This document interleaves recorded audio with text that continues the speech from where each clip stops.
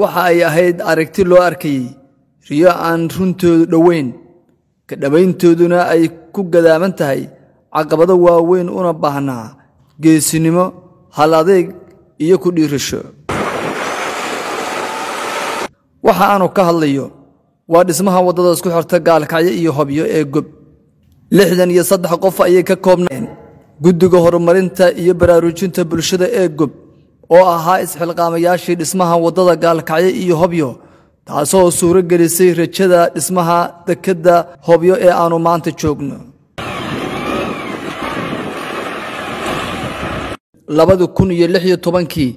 ayay ahayd kadib markii aqoon-yahano iyo qarbajoog deegaanka ay ka dhiidhiyeen dhibaatada wado xumo iyo dhaqaale oo ay wajahayeen bulshada ku nool magaalooyinka Hobyo iyo Gaalkacyo ulajeedada ka dambeysana waxa weeye wadadu inay dhisanto dekadu inay dhisanto kulligiina aad shaqo heshaan kulligiin Professor Cabdulqaadir Maxamed Shirwac ayaa ka sheekeynaya bilowgii iyo hadafkii wadada Gaalkacyo iyo Hobyo ee Gob qalab baanu gaari gacan ku qaadanay loo libaaxi lixda aqoon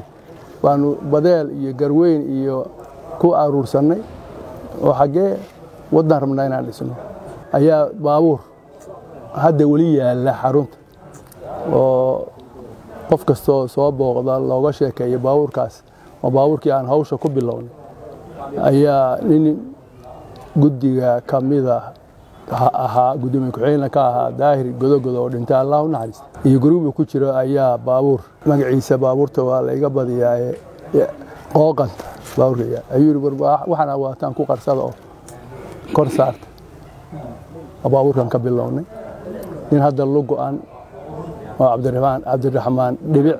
la oran jiray baa ninkii u horeeyay oo ku fadhiista oo noo wada ah yaan ka boodinay markaan magaalada isku yeernay u sheegnay barnaamijka waa Gaalkacyo waxa la wixii baabuur iska roga haystay markaan tirinay 90 iska roga ayay noqdeen ayaa tabarruc iyo diyaar baan noqonnay qalabkii qolooyinkii wadada uu soo gatay in ay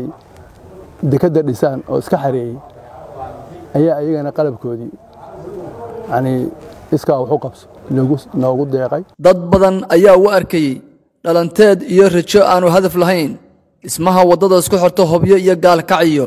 xilligaas ay u istaageen guddiga Gob dadweynaha isku yeernay ayadana laba eray baa ka dhawaaqday waxaan u soo qaadanayaa sheekooyinkaas ani dadku ma fakar ah intii horta ku fakaraysay galmudug culeyskeeda lahayd qaabkii loo sameeyay inay arintan sahlanto la qaban karo way qaadanayaan laakiin haddana shaki baa jiray oo dadku isma baran ismana aqoon dadku isma aqoon ismana baran dhismaha wadada isku xirta Gaalkacyo iyo Hobyo ay gacanta ku hayeen guddiga Gob waxay suuro gelisay in lagu taamo dhismaha iyo maalgashiga dekada Hobyo Cabdikariin Sheekh Axmed oo kamid ah howlwadanada guddiga Gob ayaa ka waramaya wadada sida uu professorku u sheegay ujeedadeedu waxay ahayd Hobyo albaabka loo xirna albaabka Hobyo laga raaco la furo markii wadadu Hobyo tagtayna garoonkii baa yimid diyaaradaha oo hawada xirnaa iyaduna غير الله سيونين ليمان اللي يراهدا أرنتا عن كجيستي قدسي مركي جران كدرشة هذانا برارك بايمد أو دكدي مركي وضدي أي فرنتي أو النقطة ملا استعمال كرو waxay gaareen ayaguna inay wax soo dajiyaan ayoo dekad ba ahayn ma jirin dawlad ama hay'ad gacan ka geysatay dhismaha wadada isku xirta Gaalkacyo iyo Hobyo ee Gob ee suuro gelisay rajada dhismaha iyo hirgelinta dekad ay yeelato degmo xeebeedka Hobyo ee gobolka Mudug taasoo maanta lagu taamayo bilowga dhismaheeda oo ay bilo kooban ka hartay sida ay sheegeen guddiga gacanta ku haya marka laga tago jaaliyada deegaanka sida uu sheegayo Professor Shirwac waa wadada ayada ah oo isku tashi lagu dhisay oo dal iyo dibadba North America Mareykanka oo balciisa aad ogtihiin ilaa konton iyo kow konton aan idhaahdo state oo kala duwan ma aanan wada gaarin laakiin dhawaaqa iyagu waa gaaray ilaa 8 statena safar baan ku mar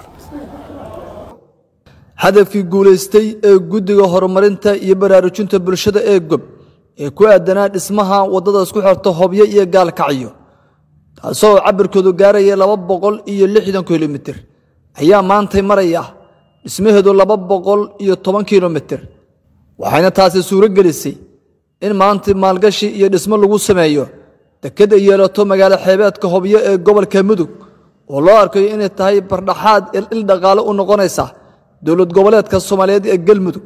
qaybna ka noqonaysa kaabayaasha dhaqaale ee dalka waana rajadii suuro gelisay dhismaha dekedan ma sha Allah odayaal meesha naga joogay oo goobta joogay iyo anagoo dibadda ka joogna intii wax laga soo aruushay inay maanta fakarkii noocaas ah mira dhalay oo anagoo nool Ilaahayna soo gaarsiiyay wax la qiyaasi kara ma malayn karaysid